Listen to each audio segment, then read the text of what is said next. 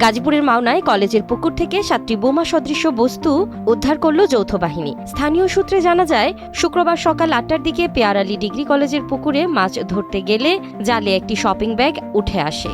ব্যাগটির ভেতরে ইট দিয়ে বাঁধা অবস্থায় 7টি বোমা সদৃশ বস্তু পাওয়া যায়। স্থানীয়রা জরুরি সেবা 999-এ ফোন করে জানালে শ্রীপুর থানা পুলিশ ও যৌথ বাহিনীর টিম ঘটনাস্থলে এসে বস্তুগুলো নিরাপদে সরিয়ে নিয়ে যায়।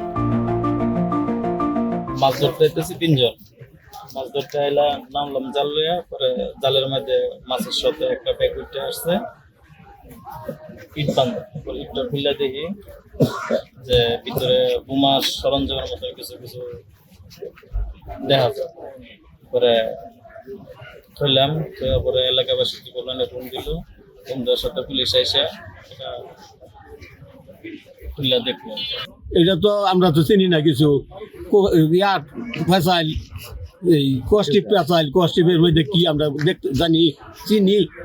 ঘুম থেকে ওঠার পর আমি এখানে লোকমুখে শুনতে পারি যে বোমা সদৃশ্য কিছু একটা পাওয়া গেছে। তো আমি বাসা থেকে নেমে, যেহেতু আমার বাসা থেকে প্রায় 30-40 গজ সামনে পুকুরের পার, আমি এসে দেখি ছোট ছোট লাল কষ্টিপ পেঁচানো বোমা সদৃশ্য এরকম। তারপরে এটা জানার পরে আমি আমার আব্বার সাথে বিষয়টা শেয়ার করি এবং আব্বা 999-এ ফোন দেন।